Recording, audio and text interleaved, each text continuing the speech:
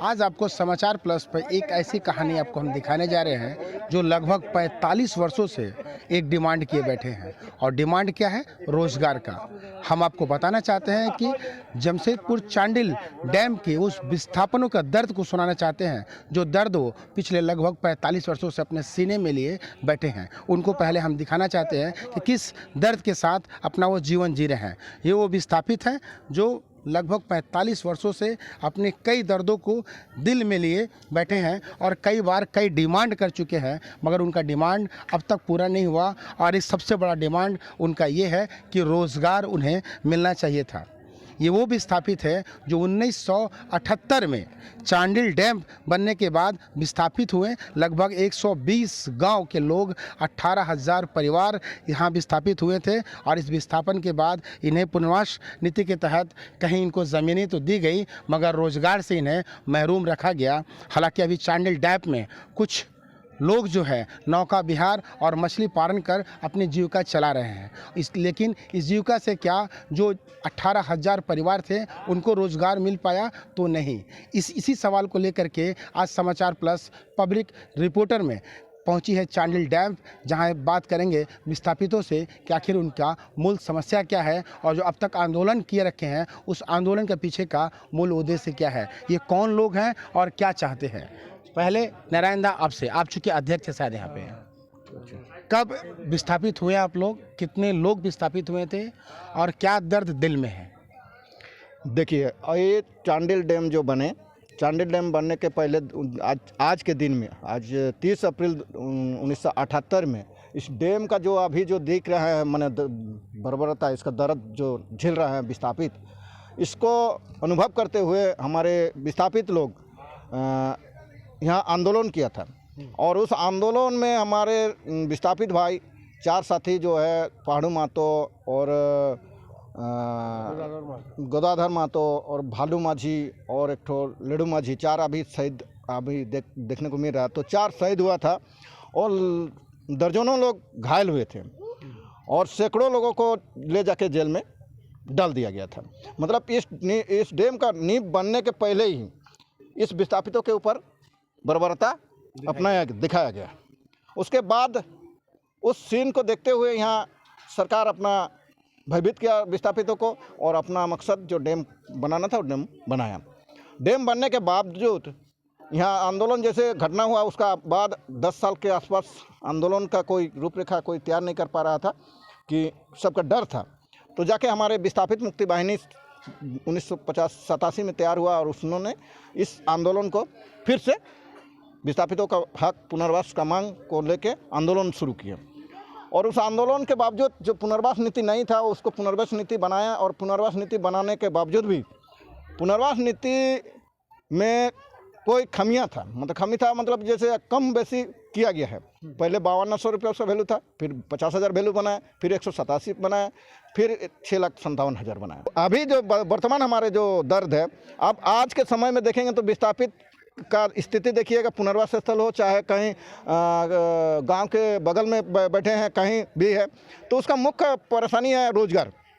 और उस रोजगार को हम लोग इस डैम से रोजगार मांग रहे हैं कि इस डैम से हम लोग को रोजगार दिया जाए। उसमें भी मतलब उसका पुनर्वास नीति ने बनाया लेकिन उसको लागू अभी तक नहीं किए हैं।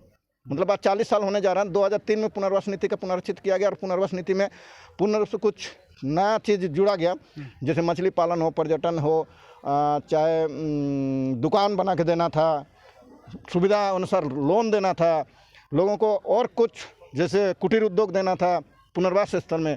तो कोई सारी व्यवस्था नहीं कर पाया है। मैंने सिर्फ पुनर्वास पैकेज देता है, पुनर्वास कार्ड विकास पुस्तिका भी अभी तक बाकी है, जो पहचान पत्र है वो भी बाकी है, वो अभी बना के लोगों को कई कमी खामियां हैं, बहुत ही कमी बोला जाए विस्थापित तो के कई कमी खामियों के बाद पुनर्वास नीति बनाई गई, चांडिल डैम बना और जहां हजारों लाखों गैलन पानी एकत्रित है जो स्वर्णरेखा नदी पे बांध के रूप में बना है। हालांकि इसका मूल उद्देश्य था कि सिंचाई हो, क्षेत्र में खेती हो और जहां जल की जो समस्या है उसे दूर की जाए। इस कारण से इस डैम को बनाया गया, मगर इसके बाद कई खामियों के साथ इस पुनर्वास नीति को लेकर के लोग जी रहे हैं। लोग चाहते हैं कि उन्हें रोजगार मिले, लोग चाहते हैं कि उनका जीवन भी आम लोगों की तरह सहजता से कटे, मगर वो कैसे कटेगा? कुछ लोग हैं, उनसे जानते हैं कि क्या जो योजना आई चांडिल डैम की और जो नीतियाँ बनाई गई उससे आप लोग संतुष्ट हुए? नहीं, कदापि हम लोग संतुष्ट नहीं हैं, क्योंकि पुनर्वास नीति को इम्प्लीमेंट अभी तक सही ढंग से नहीं किया जा रहा है। जैसे यहाँ पर मछली पालन का अधिकार है, नौका विहार का अधिकार है, यहाँ डैम को ऑक्शन किया जाता है, बांध का डाक होता है और डाक में भारी भरकम राशि यहाँ के लोगों पर थोपा जाता है कि आपको देना है तभी आप जो है इस गतिविधि में रह सकते हैं, मछली पालन की गतिविधि में। हम लोग चाहते हैं कि यहाँ के लोगों को मछली पालन का अधिकार जो है एकदम नेचुरली यहाँ दिया जाए।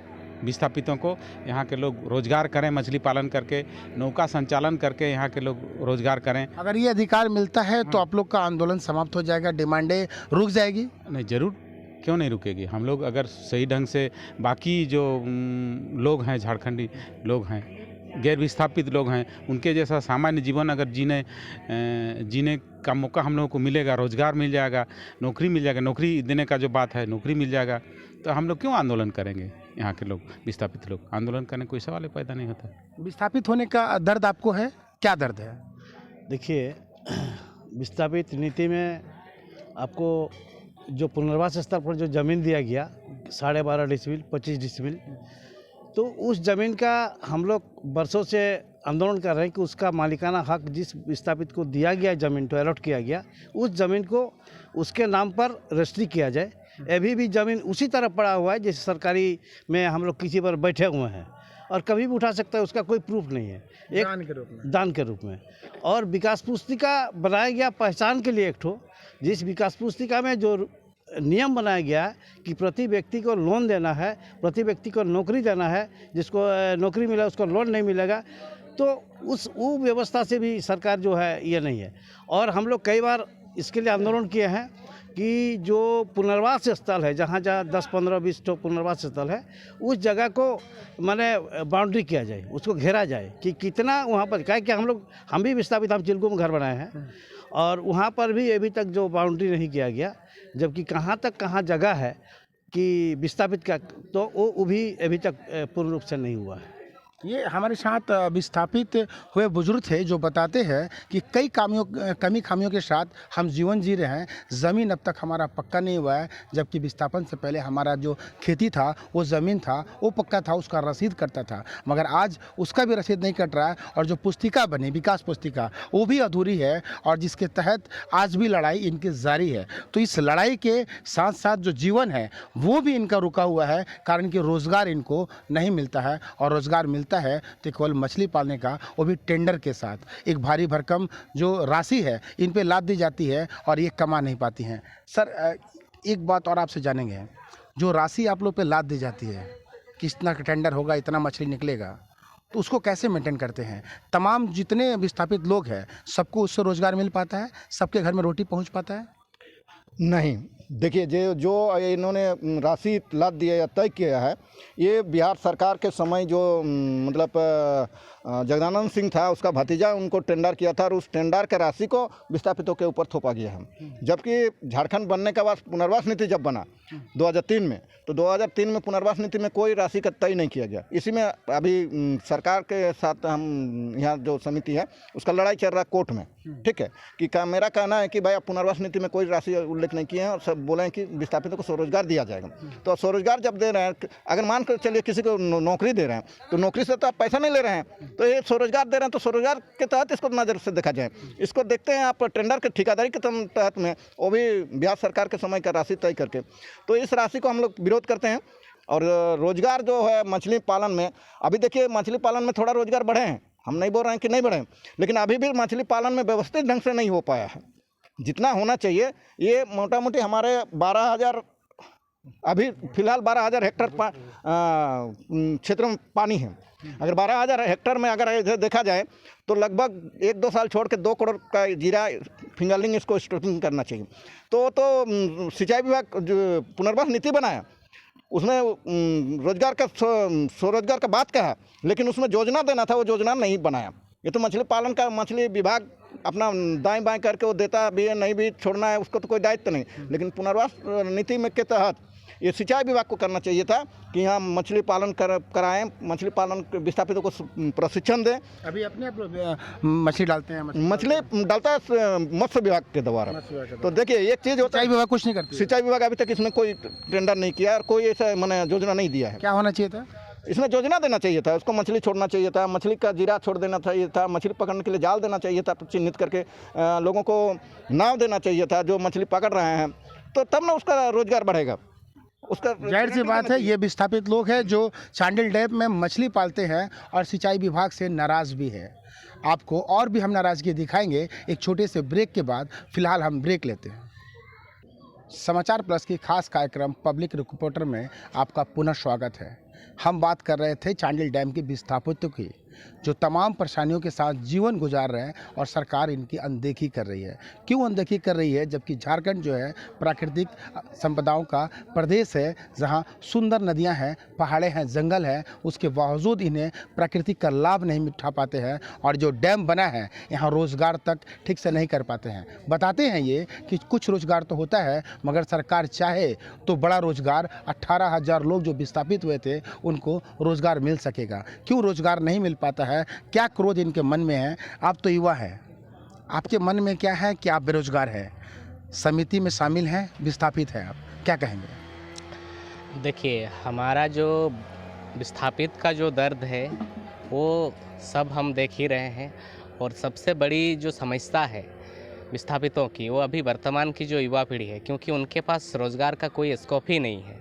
और स्कोप तो बहुत सारे हैं, लेकिन उसको क्या है कि सरकार ज़मीनी स्तर से उसको कर नहीं पा रही है, ज़मीनी स्तर पे उसको उतार नहीं पा रही है। जैसे चांडिल डैम बना तो बहुत ही खूबसूरत है चांडिल डैम। यहाँ पर टूरिज़्म सेक्टर पे अगर काम करा जाए, सरकार अगर यहाँ पे कुछ काम करती है तो यहाँ पे सैकड़ों लोगों को, सैकड़ों विस्थापित परिवार को रोज़गार जो है मिल सकती है टूरिज़्म के सेक्टर में।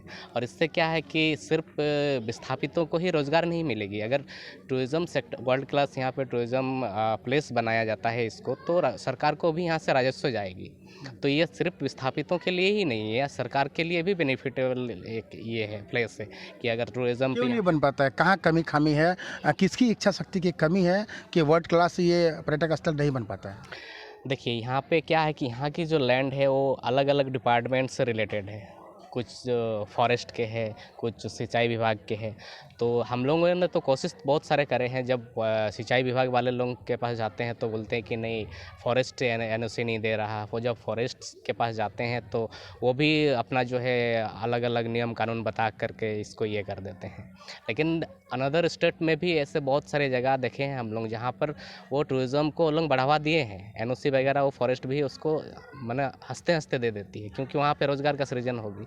तो यहाँ पे विभाग के जो पदाधिकारी हैं उन लोगों का भी यहाँ पे थोड़ा सा रवैया सही नहीं है, जिस कारण से जो है जब जो बहुत सारे अभी इससे पहले भी क्या सरकार चाहती तो गोवा और कश्मीर की तरह ये भी बड़ा पर्यटक स्थल बनता और देश विदेश से लोग यहाँ आते, बाहरी पैसा यहाँ आता और लोगों का जो बेरोजगारी है वो दूर होता? ऐसा हो सकता था? बिल्कुल बिल्कुल, क्योंकि ये बहुत बड़ी डैम है। यहाँ पे जो केरला का जो थीम है, बहुत सारे वहाँ पे क्या है कि हाउस बोट्स चलती है, तो वहाँ और उसके बाद फ्लोटिंग आपका कॉटेज भी बनाया जा सकता है यहाँ पे डैम के अंदर में, पानी के अंदर में।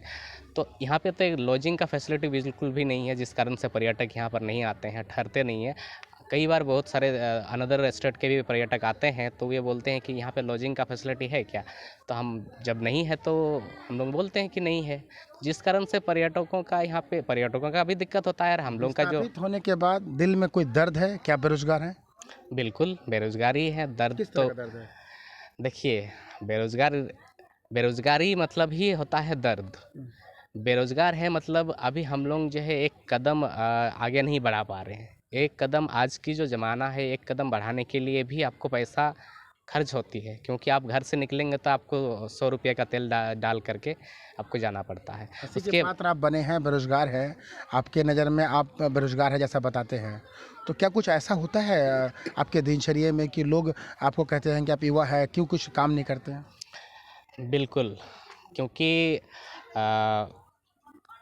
बहुत सारे ऐसे जो है इशूज़ है कि अभी आप देख ही रहे हैं कि रोज़गार है कहाँ आखिर, क्योंकि रोज़गार यहाँ पे जो है स्थानीय लोगों को नहीं दिया जा रहा है। इसलिए नहीं दिया जा रहा क्योंकि चांडिल डैम जब बना है तो यहाँ से बहुत सारे ऐसे कंपनियाँ हैं जो यहीं से पानी ले रही है, लेकिन वो क्या कर रहे हैं कि छत्तीसगढ़ के यूपी के लोगों को आकर के वहाँ पे काम पे रख रहे हैं। तो कहीं ना कहीं बेरोजगारी हमारे यहाँ बढ़ रही है, जबकि हमने डैम बनने के लिए जगह दिया, हमारे यहाँ पे पानी स्टोर हो रही है और यही पानी को टाटा स्टील से लेकर के आधुनिक सरकार को क्या कहेंगे? सरकार को बस यही कहेंगे कि आप एक ऐसा योजना बनाइए कि यहाँ के स्थानीय लोगों को रोज़गार मिल सके, और आने वाले दिन में भी अगर कुछ आप प्रोजेक्ट को आप इंस्टॉल करना चाहते हैं, अब देखिएगा कि जगह जगह पे अभी सरकार की कुछ प्रोजेक्ट आती है तो वहाँ के ज़मीन नहीं देने के लिए विरोध होती है।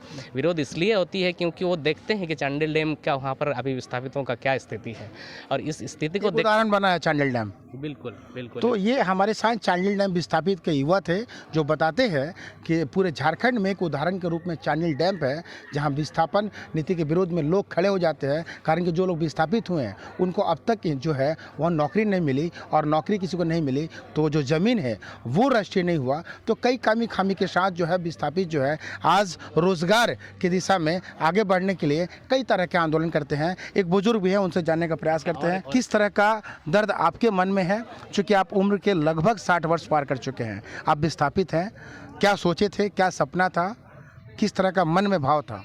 वो तो लिबास समय अनेक लोग दिए जमीटा नहीं ले लो बाबा देते नहीं, और এখন তো সব পথের ভিখারি বেঘর হয়ে গেছে, কিচ্ছু নাই, ঘর নাই, দুয়ার নাই, জমি জায়গা খেতি হতেছিল এগুলো সব ডুবে গেল, আর সরকার কই কোনোটা করে নাই। পুনর্বাসে জায়গা দিল তো ওই জবরদস্তি যায় पैसा দিয়ে দিতে হচ্ছে, জায়গা নাই। तो ये चांडिल डैम विस्थापित है, बुजुर्ग है जो बताते हैं कि पूरा घर पूरा ज़मीन जो है पानी में डूब गया और सरकार देखा तक नहीं। हालांकि इस विस्थापन नीति में कुछ लोगों को कुछ मिला है, लेकिन बहुत लोगों को बहुत कुछ नहीं मिला है। क्यों नहीं मिला? सरकार क्यों इनसे मुंह मोड़ ली, जबकि सरकार का अपना काम हो गया, इससे सिंचाई की जो व्यवस्था है वो पूरी हो गई और तमाम तरह की जो ज़रूरतें हैं इस डैम से पूरी की जा रही है। तो इनकी ज़रूरतों को कौन देखेगा? कौन देखेगा आपकी ज़रूरतों को? कब देखेगा? क्या आप लोग जीवन भर आंदोलन करते रहेंगे?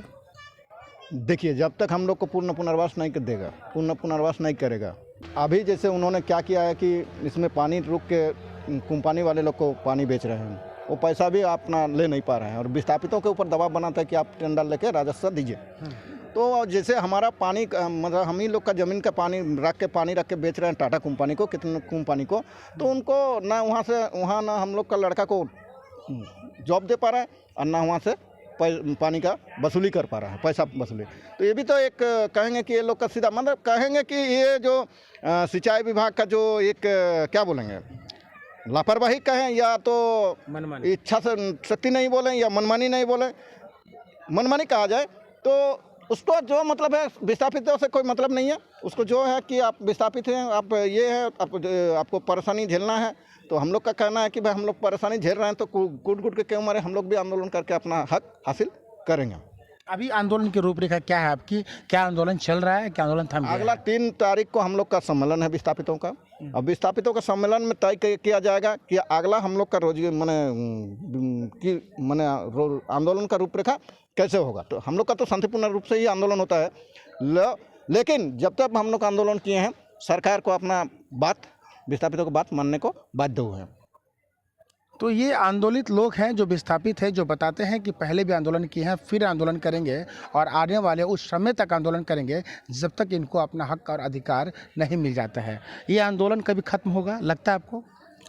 देखिए, आंदोलन ख़त्म होने और ना होने की बात यहाँ पर डिपेंड करती है कि आप विस्थापितों की जो समस्या है उसकी अगर आप समाधान कर देते हैं तो आंदोलन हंसते हंसते ख़त्म हो जाएगी, क्योंकि 40-45 साल में तो कुछ नहीं हुआ। नहीं, बिल्कुल नहीं हुआ। तो जब तक समस्या हमारी समाधान नहीं हो जाती है तब तक हम लोग भी इस तरह से आंदोलनरत रहेंगे आगे भी।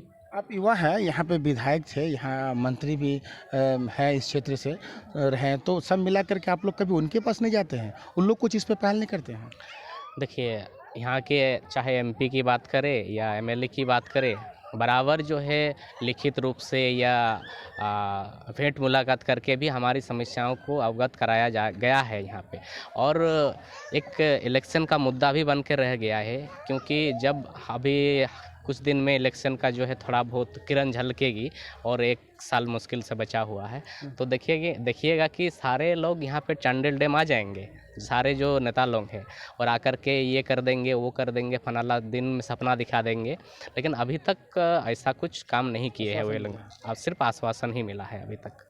तो ये चांडिल डैम के विस्थापित लोग हैं जो बताते हैं कि केवल नेता जो है आश्वासन देते हैं, सरकार जो है स्वीकृति देती है, लेकिन मुख से लिखित में कुछ नहीं देती है और न कुछ करती ही है। हालांकि चुनाव का माहौल आने वाला है, जो बताते हैं कि चुनावी मुद्दा भी ये बना है चांडिल डैम। विस्थापितों को रोजगार देने की जो परिस्थितियाँ हैं वो चुनाव में खूब उछाले जाते हैं, मगर इनके झोली में कुछ नहीं आता है। आज के लिए हमें दीजिए इजाज़त। पब्लिक रिपोर्टर में आज इतना ही। फिर कल मुलाकात होगी किसी दूसरे क्षेत्र में किसी नए मुद्दे के साथ।